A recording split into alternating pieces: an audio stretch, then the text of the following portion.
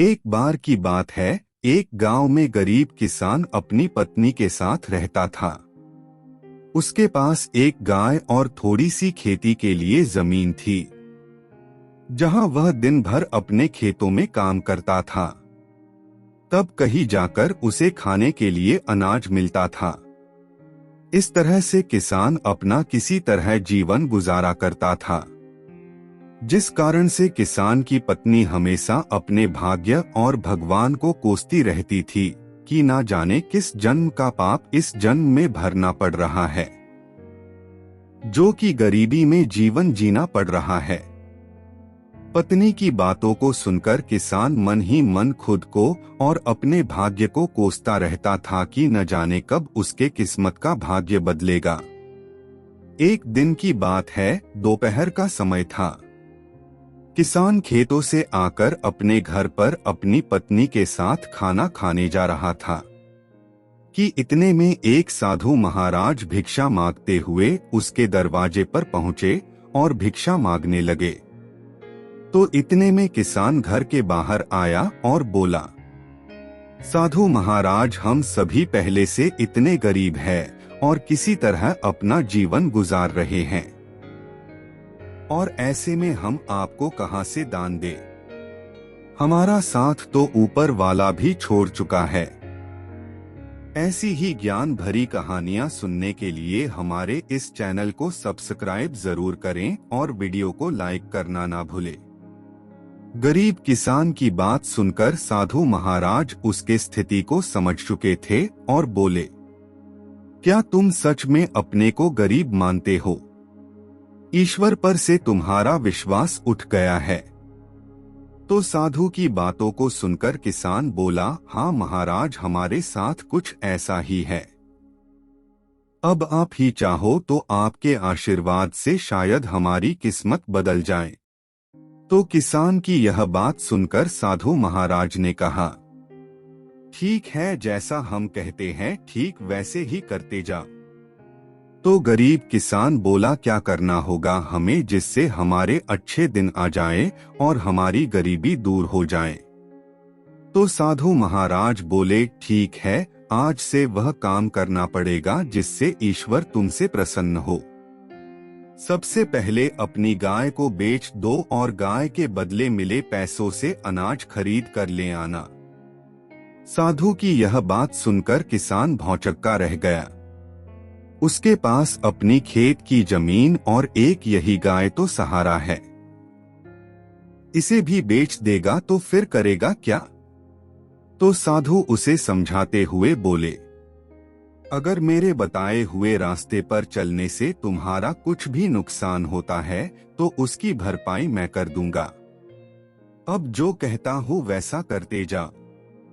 तो किसान फिर आधे अधूरे मन से डरते डरते अपनी गाय को बेच आया और उन मिले पैसों से खाने पीने का राशन ले आया। और फिर साधु के कहने पर किसान और उसकी पत्नी ने मिलकर भोजन तैयार किया, जिसके बाद वे राहगीर चलते हुए लोगों को बुलाने लगे और भगवान के प्रसाद के रूप में भोजन करने का आग्रह करने लगे। फिर जो भी उधर से गुजरता गरीब किसान उन्हें भरपेट भोजन कराते, जिससे राहगीर काफी खुश होते और फिर उन्हें इस नेक कार्य के लिए ढेर सारा आशीर्वाद और अपनी इच्छानुसार धन भी देते, जिससे वे फिर से मिले इन पैसों से लोगों को भोजन कराए। इस तरह साधु महाराज के कहने पर यह रोज का सिलसिला चलने लगा। हर दिन गरीब किसान अब मिले पैसों से भोजन प्रबंध करते, जिससे राह चलते लोग प्रतिदिन उसके यहाँ भोजन करते और दान के रूप में किसान को कुछ न कुछ धन जरूर देते, जिससे गरीब किसान के दान की बात धीरे धीरे दूर दूर तक फैलने लगी थी।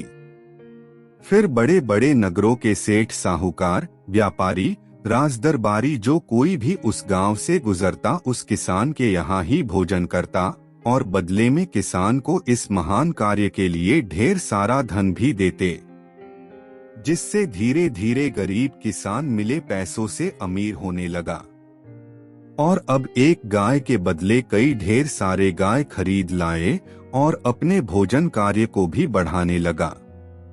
अब किसान मन ही मन खुश होने लगा था। उसे अपनी बदलते किस्मत पर भी भरोसा होने लगा था, जिसे देखकर साधु महाराज किसान का हाल पूछते हुए बोले, अब बताओ, तुम अब भी वही गरीब किसान हो, यहाँ भी दिन रात मेहनत करते हो और ईश्वर के बताए गए पुण्य के मार्ग पर चलते हुए लोगों को भोजन कराते हो, जिससे अब ईश्वर भी तुमसे प्रसन्न है। पहले जहाँ खुद के लिए मेहनत करते थे, खुद के लिए ही सोचते थे, लेकिन अब दूसरों के भलाई के बारे में सोचने लगे हो, तो ईश्वर भी अब तुम्हारे इस नेक कार्य में तुम्हारा साथ देते हैं। यानी हम सभी ईश्वर को कोसते तो जरूर है, लेकिन ईश्वर के बताए मार्ग पर चल नहीं सकते। ईश्वर से पाने के लिए हर कोई इच्छा तो रखता जरूर है, लेकिन पहले ईश्वर का आशीर्वाद पाने के लिए खुद को वैसा बनाना पड़ता है। यानी हम जैसा करते हैं, हमारे कर्मों के अनुसार ही हमारे भाग्य का निर्धारण होता है। साधु की यह बात को सुनकर किसान को अब समझ में आ गया था। अगर सच में जीवन में अमीर बनना है, तो सबसे पहले हमें अपनी सोच बदलनी होगी। अपने लिए तो हर कोई जीता है, यदि हम दूसरों के लिए जीना शुरू करते हैं, तो ईश्वर भी हमारी सहायता जरूर करते हैं। इस कहानी से हम सभी को यही शिक्षा मिलती है कि हमें अपने भाग्य और किस्मत के भरोसे रहकर खुद को कोसने के बजाय हम लोगों के लिए यदि जीना शुरू करते हैं, तो निश्चित ही ईश्वर हमारे साथ हमेशा होता है। और ऐसा हम तभी कर सकते हैं जब हम अपनी सोच से बाहर निकलकर दूसरे के लिए जीना शुरू करते हैं।